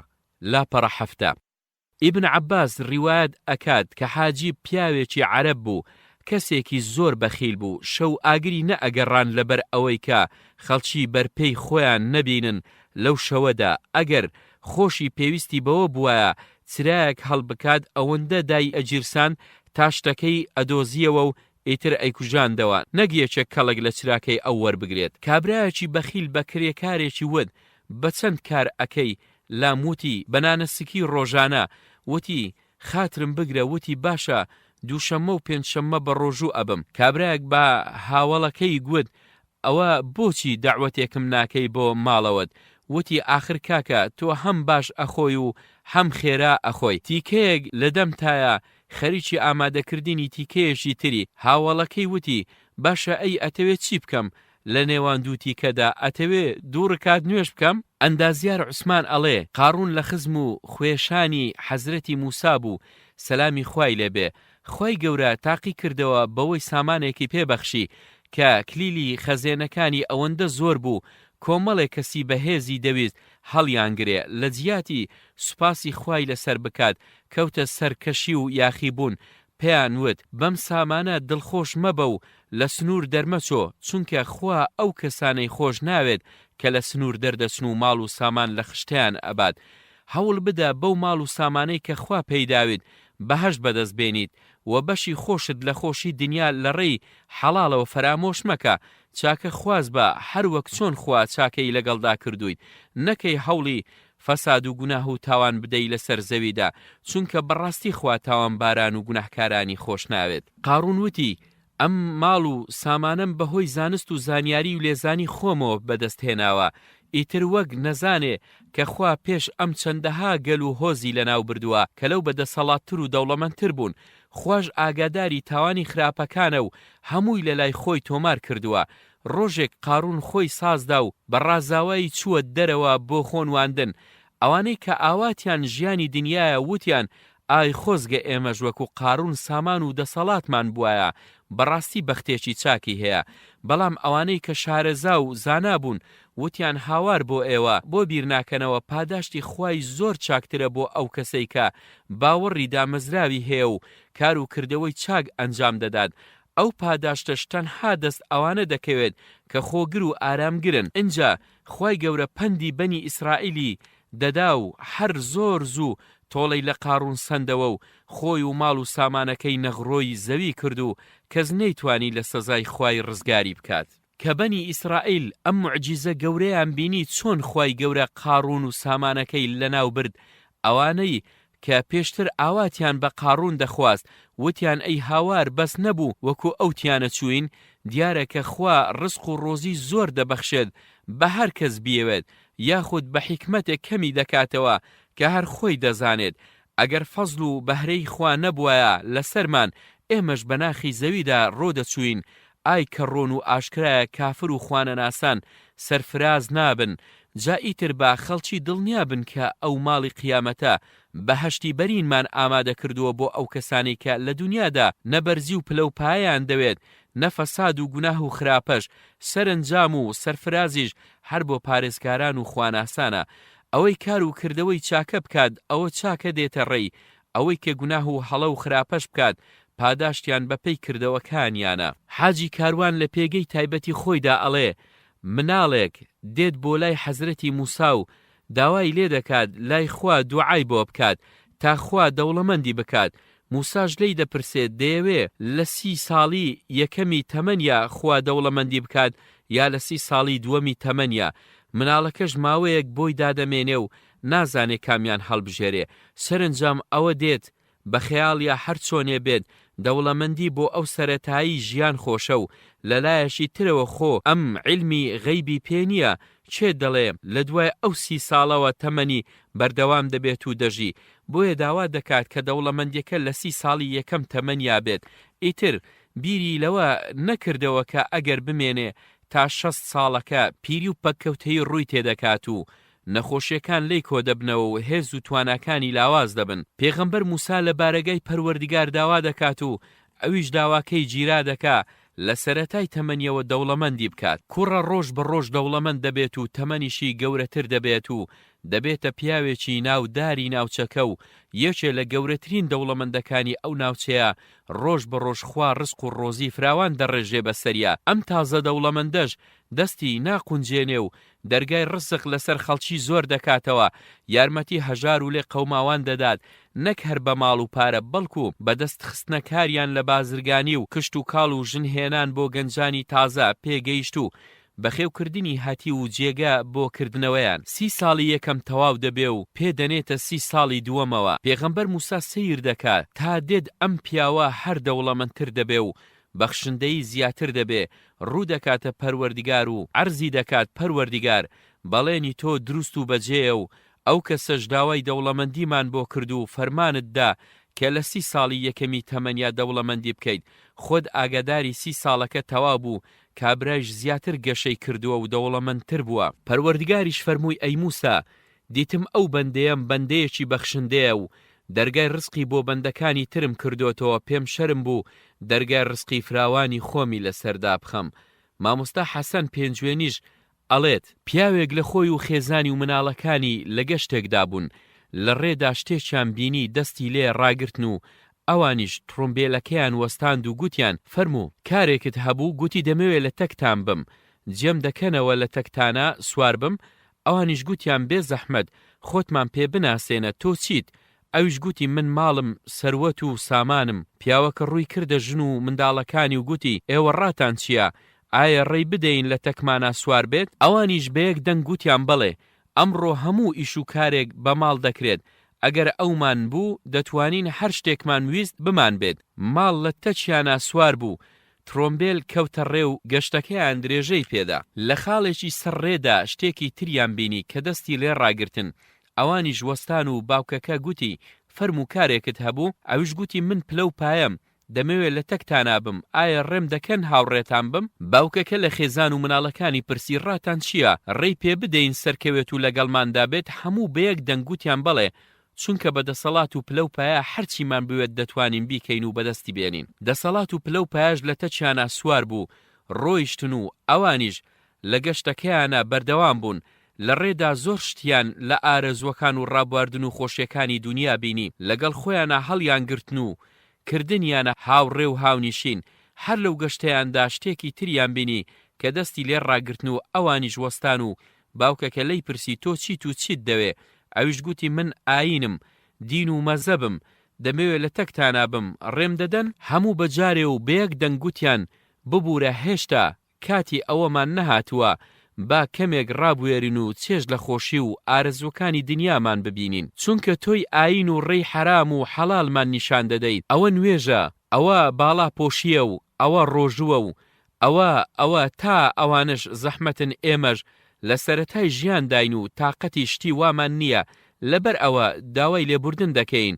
ئێستا نامانەوێت لە تەکمانە سوار بیت، بەڵام دەکرێت پاش ئەوەی لەم ژیانەدا تێر بووین و پیری بە پیرمانەوە هات، ئەو کاتە سرد لێ بدەین و ببینە هاوڕاد، ئیتر گیان هێشت و ڕۆشتن تا لە گەشتەکەیانە بەردەوام بن. لە ناکاودا خاڵێکی پشکنین هاتە بەردەمیان و لی نووسرا بوو بوەستە. ئەوانیش وەستان و یەکێک هێمای بۆ باوکەکە کرد، بێ زەحمەت دابەزە و کلیلی ترومبێرەکەش بدە دەست خێزانەکەت. ئێمە لە دادگای باڵاوە فەرمانی بەدکردنی هەمیشەیی تۆمان پێدراوە. ئەویش هاواری کرد من ناتوانم بە تەنیا بژیم بە هەندێک لەو ماڵ و سامانم لەو دەسەڵات و پلە و پایم لە تەک خۆما بێنم چونکە زەحمەتی زۆرم لەگەڵا کێشاون. فەرمانبەرەکە گوتی بە هیچ شێوەیەک ناتوانی ماڵ و سامان و پلە و پایە لە تەک خۆتا بینی. گوتی دە تخوا ڕێم بدە بە ئەو خێزانە خۆشەویستەم و ئەو مناڵە جگرگۆشانم لە تەکما بن چونکە بە تەنیا من توانای هیچم نییە. فەرمانبەرەکە گوتی کاکە سەری خۆت مەیەشێنە، فەرمانی تەنیا خۆتمان پێدراوە، ناتوانین ڕێی هیچ کەس و شتێکی تر بدەین لە تەکتا بێت، تەنیا ئێمە ڕێی یەک شت دەدەین لە تەکتا بێت، ئەویش دین و ئاینداریە، ئەگەر هەتا فەرم و بابێت لە تەکتا بێت. ئەویش گوتی ئای قوڕم بەسەر بەخوا لە فڵان خاڵی ئەم گەشتەدا هاتە سەر ڕێمان بەڵام هەڵمان نەگرت و ڕێمان پێنەدا، پیاوی چاک بە ڕێم پێ بدە با بگەڕێمەوە لە تەک خۆمە هەڵی بگرم بێمەوە. حتى إذا جاء أحدهم الموت قال رب ارجعون لعلي أعمل صالحا فيما تركت كلا إنها كلمة هو قائلها ومن ورائهم برزخ إلى يوم يبعثون. مؤمنون ئاەتی 99 بۆ 100 گوتی بەداخەوە تازە ڕێی گەڕانەوەت نییە، دەبووە خۆت بتزانیایە کە لەم گەشتەدا مەفرەزەی ناکاوی مردن دێتە ڕێت و منی فریشتەی گیان کێشانیش دێمەلات و تا ئەو ساتە هەرچیت کردێ بێت هەر ئەوەت بۆ حسێبە و خێزان و ماڵ و مناڵ و سەروەت و سامان و پلە و پایە هیچی بەبێدین سوودی نییە، ئیتر مۆڵەتی یەک چرکەی دواکەوتنت پێنادرێ، لە تەک خۆمە دەتبەم و گەشتێکی درێژ خایەن و هەمیشەی دەست پێ دەکات. لقد كنت في غفلة من هذا فكشفنا عنك غطاءك فبصرك اليوم حديد. بەڵێ خوێنەری خۆشەویست، منیش لەم نواندنەدا ئەو فەرمودەیەم بیرکەوتەوە کە پێغەمبەر دووریدی خوای لێبێ دەفەرمێت کاتێ مرۆڤ دەمرێت سێ شت دەکەونە شوێنی، کەس و کاری، ماڵ و سامانی، کار و کردەوەکانی، دنیایان دەگەڕێتەوە و یەکیان لە تەچیا دەمێنێتەوە، کەس و کار و ماڵ و سامانی دەگەڕێنەوە و کردەوەکانی لە تەچیا دەمێنێتەوە. قسەیەک بۆ کۆتایی لاپەڕە 82. ئیسلام ئاینی خوای پەروەردگارە، بۆ ئەوەش هاتووە تا بەرچاوڕوونی بدات بەم مرۆڤە سەبارەت بەخۆی و ئەوەی لە چواردەوریدا هەیە، بۆ ئەوەی دروست بۆ شتەکان بڕوانێت و نەکەوێتە هەڵە و ماڵوێرانیەوە. ئیسلام ئیشی لە دنیادایە و لە ئاخیرەتدا کاری نامێنێ. یەکێک لەو کارانەی ئەوەیە کە مرۆڤ فێر بکات بە شێوەیەکی دروست مامەلە لەگەڵ ماڵ و ساماندا بکات و نەبێتە کۆیلەی سامانەکەی، بە سامانەکەی خزمەتی دین و دنیای خۆی و دین و دنیای خەڵکیش بکات، نەک بە پێچەوانەوە دینی خۆی و خەڵکیش بەکار بێنێت بۆ دنیای خۆی یان غەیری خۆی. لە ئەسەرێکدا هاتووە کە خوای گەورە بە دنیای فەرموو دنیا خزمەتکاری ئەوانە بکە کە خزمەتی من ئەکەن و ئەوانش بەکار بهێنە بۆ خۆت کە خزمەتکاری تۆ ئەکەن. فەرمودەکەی معازیش بێنینەوە بیر کە پێغەمبەر صلی الله علیه وسلم پێی فەرموو پێت بڵێم خراپترین کەس چییە؟ ئەوەی بەتەنیا نان ئەخوات و ڕێگە لە میوانەگرێت و بەتەنیا سەفەر ئەکات و لە خزمەتکاری ئەدات. پێت بڵێم لەمەش خراپتر چییە؟ ئەوەی ڕقی لە خەڵکیە و خەڵکیش ڕقیان لێیەتی. پێت بڵێم لەمەش خراپتر چییە؟ ئەو کەسەی کە خەڵک لە خراپەی ئەترسن و چاوەڕوانی هیچ خێرێکی لێ ناکەن. پێت بڵێم لەمەش خراپتر چییە؟ ئەو کەسەی ئاخیرەتی خۆی ئەفرۆشێت و دنیای بۆ غەیری خۆی پێ ئەکڕێت. پێت بڵێم لەمەش خراپتر چییە؟ ئەو کەسەی دنیا بەدین پەیدا بکات و بیخوات. سەروەت و سامان هێزی چێشکردنی تایبەتی خۆی هەیە، بە هێز نەبێت و ڕاد ئەچێشێتە ناو خۆی و ئەتکاتە خزمەتکارێکی سوک و سلەیم بۆ خۆی و بۆ ئەو کەسانەی کە دنیا پەرستن و هیچ ئامانجێکیان نییە لەم ژیانەدا خواردن و خەوتن و ڕابواردن نەبێت. وەک خوای گەورە ئەفەرمێ إن الله يدخل الذين آمنوا وعملوا الصالحات جنات تجري من تحتها الأنهار والذين كفروا يتمتعون ويأكلون كما تأكل الأنعام والنار مثوى لهم وكأي من قرية هي أشد قوة من قريتك التي أخرجتك أهلكناهم فلا ناصر لهم. محمد آياتي 12 بۆ 13. والسلام عليكم ورحمة الله وبركاته.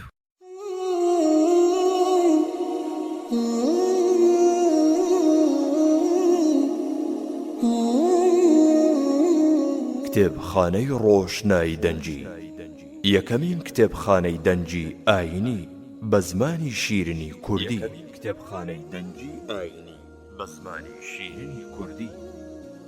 کتێبخانەی ڕۆشنایی دەنجی تیشکێک بۆ مێژوو، سەرنجێک بۆ ئەمڕۆ، ژیریەک بۆ داهاتوو.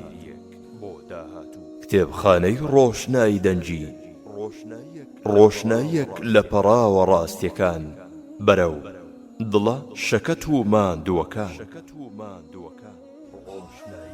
ڕۆشنایی دەنجی زەنجێک بۆ بێداری، خۆراکێک بۆ مێشک. ڕۆشنایی دەنجی بۆ گەاندنی ڕەخنە و پێشنیارەکانتان بۆ دەستکەوتنی کتێبەکانی کتێبخانەی ڕۆشنایی دەنجی پەیوەندی بکەن بە ژمارە تەلەفۆنەکانی کۆڕک 075 442 0872 زین 0782 442 0872 بەڕێوەبەری کتێبخانەی ڕۆشنایی دەنجی هاوکار محەممەد. ڕۆشنایی دەنجی 35 2017 بەرامبەر بە 4 ڕەمەضانی 1438 کۆچی.